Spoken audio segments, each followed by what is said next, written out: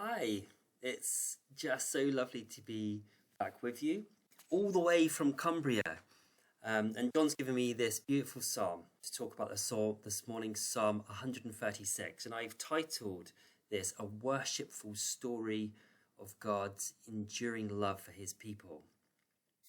So it's likely that a Levite sang out this psalm, and either a choir of Levites or a congregation of worshippers, the Israelites, sang back, "His love endured forever." Now, I don't know if you remember, but the Levites were set apart from the other tribes of Israel, and they had to look after the tabernacle, which was that movable temple. So when they were going through the wilderness, they had their temple, like a tent that moved with them, and God resided inside that tent. And the Levites looked after it, and they led the worship. I mean, you could say that the Levites were the original Keith and Val, the original worship leaders. So what I wanted to do this morning is I thought, why don't we worship God in a similar form in our church to get a feel for how it would have been for the Israelites, worshipping with the Levites leading them. I'll explain how we're going to do that in a minute, okay? But first, I wanted to explain the psalm. The worship leader is telling a story of his nation. So firstly, he just starts out by recognizing God's power in creation. And then he moves on to how they were freed from slavery in Egypt, how they miraculously walked through the Red Sea, and then how Pharaoh was swept away. And then it moves on to as they get near to the land of Canaan, which was their promised land, they were led in great victories against kings and defeated them, and they inherited their lands. And finally, the psalmist summarizes their amazing story in 4 words. He sort of says, you remembered us, you freed us, you provided for us, and we just want to thank you.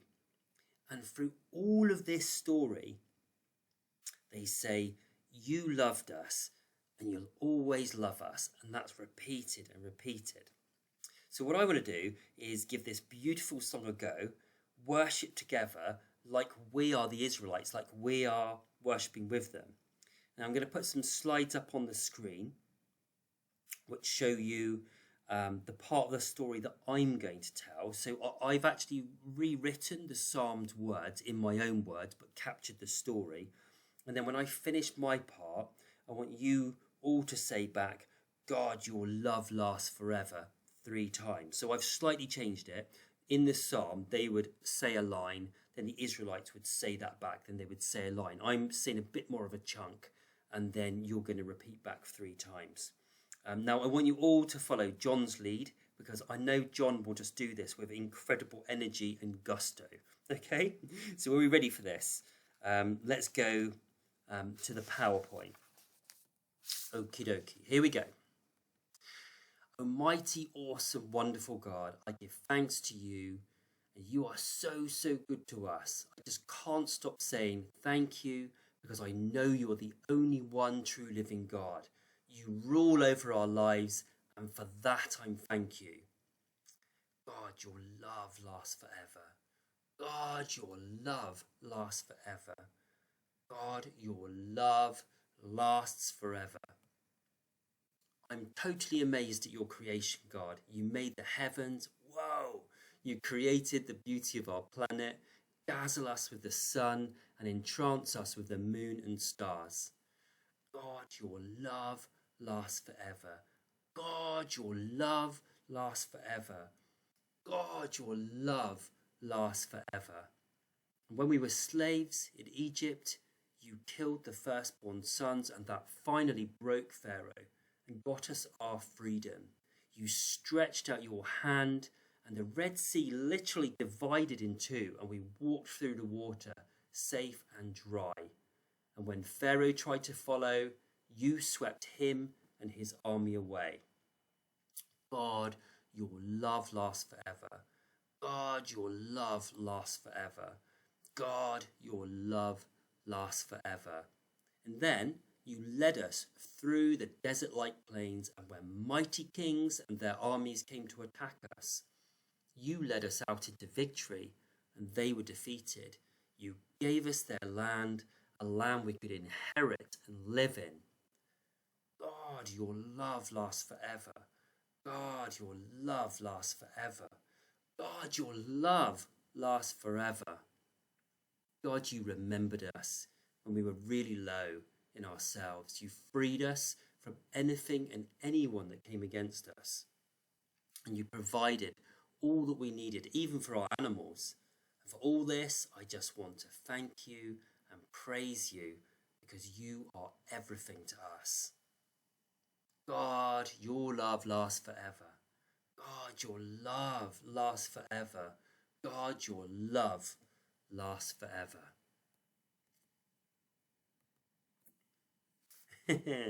Amazing.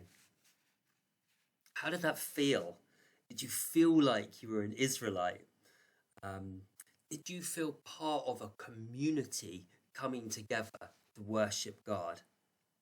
Did you get a sense of how the repetition resonated in your hearts and in your spirit? God, your love lasts forever. I mean, I found as I carried on that I just got more and more enthusiastic. I know I'm quite an enthusiastic person.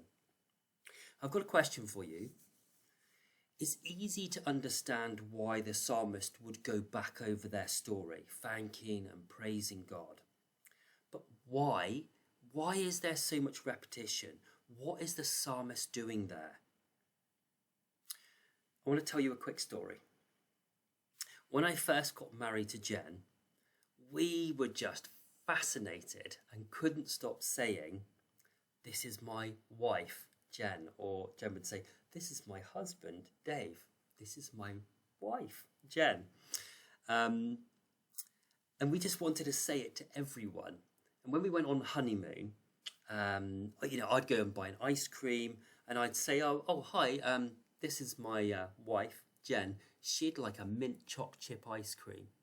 And maybe we'd go out to a restaurant for a meal at night, and the waiter would come over, and I'd say, "Oh yeah, this is my wife, Jen. She'd like the vegetarian lasagna," and she'd say, "Oh, this is my husband, Dave. He'd like a steak." And it was just really funny. We were just so excited to say those words. But why? Why the repetition? Because Jen, being my wife meant so much more than when we were just girlfriend and boyfriend. It was like a lifelong promise of love that would weather our entire life story and never stop. It would literally last forever. And I just couldn't help repeating that amazing fact. And in our psalm, this song is saying, in creation, in every part of life, in all we have, God loved us and loved us and loved us and continues to love us, and will never stop loving us. And I think, we need to remind ourselves, what is love? Because sometimes we just say the word, and love is intimate. It's a beautiful expression of how much someone unconditionally cares for us and wants to be in relationship with us. And that is what God wanted to be with the Israelites. He wanted to be in deep, loving relationship, and that's the Old Testament. And then we come to the New, and Jesus wants to be in deep, loving relationship with us. In John 3:16, it says, "For God so loved the entire world that he gave us his only son." So I want to go back to my PowerPoint. Do you remember the 4 words that I said the songwriter summarizes the psalm with? Okay, here they come. Can you read them? Can you read those words? Do you know what they say? What are you saying? A little bit faint, is it? Well, what about now? Okay, should I do that again? I love this, by the way. Okay, so here are the 4 words that the psalmist said. Can you read them? Oh, a little bit faint. And what about now? Look at that. You see, everything God does for us, from creation, freeing us from sin through Jesus, rescuing us from the difficulties in our lives, providing for us, all of that is amazing. But actually, all of it becomes crystal clear in the context of his never-ending, enduring love for us. His desire to be intimately involved in a loving relationship throughout our lives. I've got another quick story for you, and it's powerful and it's sad. Okay, in 1966 in Romania, abortion and birth control were forbidden, and then in 1977, if you lived in Romania, you were taxed if you didn't have children, and the idea was basically if we have if our population increases, the wealth of the country will increase. So what happened? Many people had children and didn't want them, and they abandoned them. And there was a steep increase in orphans who were put in state orphanages. You may remember all of this. Now, their basic needs were met. They had basic shelter, they had someone to look after them, they had basic food. But really, there was a complete absence of love. A complete absence of love. And when the West intervened and they found the children, they were mentally underdeveloped. And later, in studies, when they studied the brains of these children, they found that their brains were significantly smaller. And in fact, the longer they spent in that place, in an absence of love, the smaller their brains were. Experts said that the absence of love in all of its forms led to this underdevelopment. And that is a sad and powerful reminder that God created us to be loved and to love. And it's this underpinning, this love, this vital ingredient for our development as people and therefore a nation. That is why there's so much repetition. Okay. So what are we going to take away from this today? I think that we should all be psalmists. We should be songwriters of worship. And that can take so many different forms. It might be a short prayer. It might be a poem. It might be a song. It might even just be an expression of exuberance and excitement as you walk out into God's creation. But whatever way, I think we should be creative in our worship. And we can use the psalm, like this psalm or the other psalms, as a template for our worship. And this one, they were give thanks to God for who he is. Give thanks by recollecting your story and the amazing things that God has done in your lives, but also the amazing thing God's done for you as a community, for the amazing thing God has done for you as a church. And then through every part of this worship, speak out that truth that God's love endures for you forever. So to close, I've put together my own psalm of worship to give you a feel for what it might look like if you were going to do this yourself. Now, I decided I probably didn't want to embarrass you by singing my psalm, so I'm just going to say it out. Okay, so here we go. God, I want to thank you for all you are. You're loving, compassionate, powerful, merciful God. And I know that your love for me lasts forever. I know your love lasts for me forever. God, in my youth, when I deserted you, you remembered me. You didn't leave me.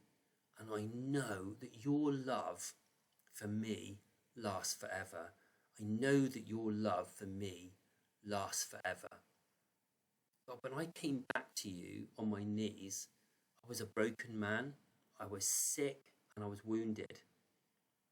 and you held out your arms to me and you freed me. And I know your love for me lasts forever. I know that your love for me lasts forever. God, you provided me a new life, a beautiful wife, a home, my children, and allowed me to teach wounded children just like me. And I know that your love for me lasts forever. I know your love for me lasts forever. God, you remembered me, you freed me, you provided for me, and you never stopped loving me. And I just want to thank you and thank you. And I know that your love for me lasts forever. I know that your love for me lasts forever. And, what a joy to be able to sing that out. And I'd love for you this week to sing that out for yourselves and just know that God loves you and his love will last for you forever. Okay, thank you very much. And it's just wonderful to be back with you. Okay, bye.